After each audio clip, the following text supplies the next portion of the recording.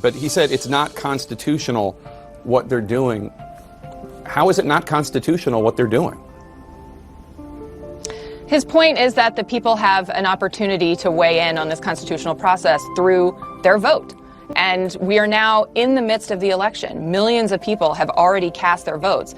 And you see that the vast majority of people say that they want the person who wins the election on November 3rd to nominate the justice. That's a poll. That's seat. not the Constitution. So by trying to that is there's the constitutional process of advise and consent. The American people get to have their say by voting for president, by voting for senators. We are now 23 days from the election. Right, but it's not unconstitutional. Millions of votes. Voters are being denied their constitutional right to have a say in this process. They elected the Republicans Senate. are trying to ram through a nominee who, by the way, is going to change the makeup of the court. And we see time and time again, poll after poll shows that most Americans vehemently disagree with this. They believe Kate, that's that a the poll. vote should happen on November 3rd. That's not what the word constitutional means. Constitutional doesn't mean I like it or I don't like it. It means it's according to the U.S. Constitution. There's nothing unconstitutional about what the U.S. Senate is doing.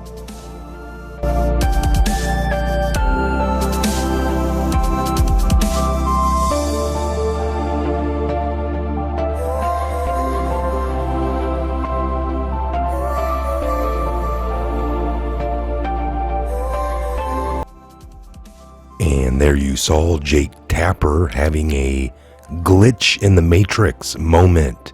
And just like that, he became a real journalist for one brief shining moment.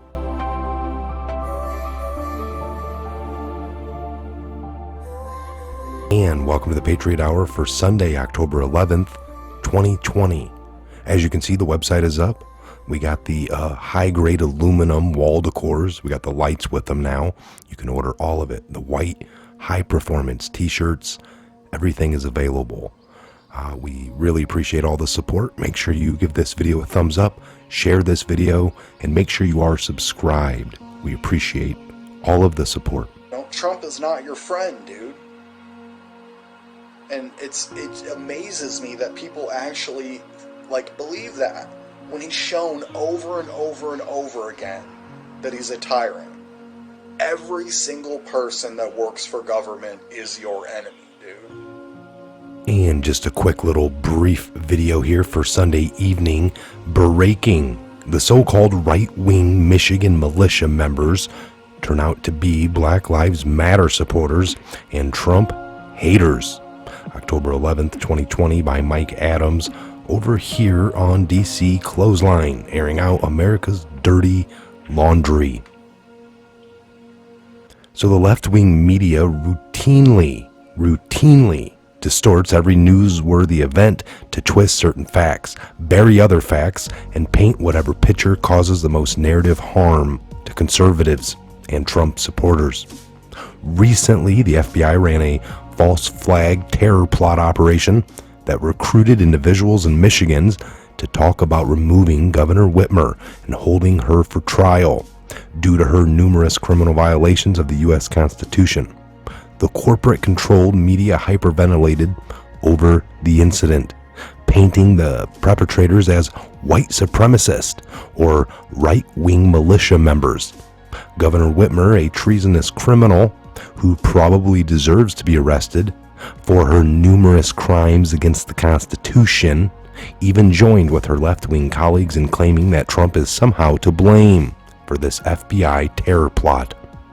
But it turns out that the most prominent so-called right-wing militia members arrested in the plot were actually Black Lives Matter protester and hater of President Trump.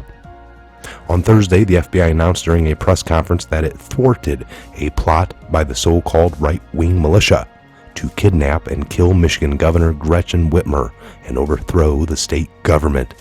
Hate groups heard the president's words as a rally cry, as a call to action, Whitmer said, blaming the white supremacist. It turns out Brandon Castra, one of the anarchists who was arrested for plotting to kidnap Whitmer, actually hates President Trump, and I showed you the video. There's a longer chunk of that, but you saw it.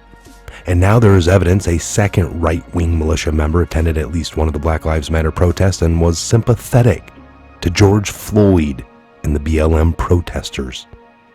One of the alleged plotters, 23-year-old Daniel Harris, attended a Black Lives Matter protest in June, telling the Oakland County Times he was upset about the killing of George Floyd and police violence. Governor Gretchen Whitmer owes President Trump and his supporters an apology. The Daily Beast reported and hid this until the end of the article. 23-year-old Daniel Harris from Lake Orion, Michigan, a LinkedIn page corresponding to Harris in that small Detroit area town lists his current occupation as a security guard, but indicates he served as a rifleman in the U.S. Marine Corps until last year.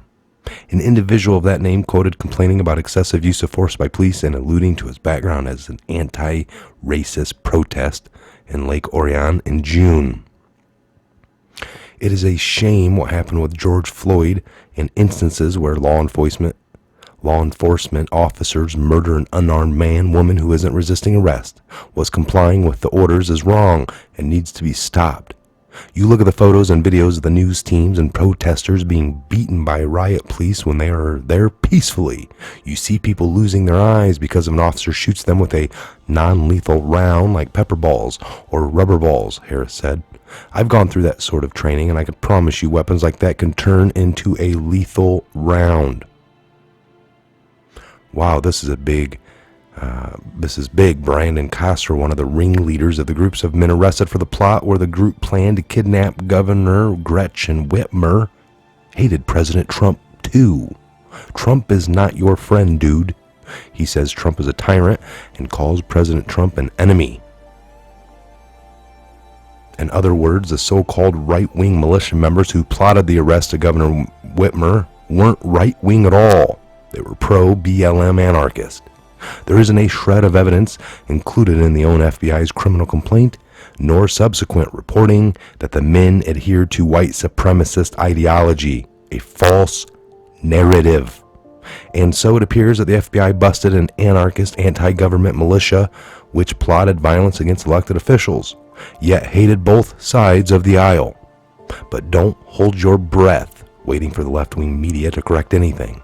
They aren't interested in facts, only in false narratives that can hurt Trump and help Biden, right?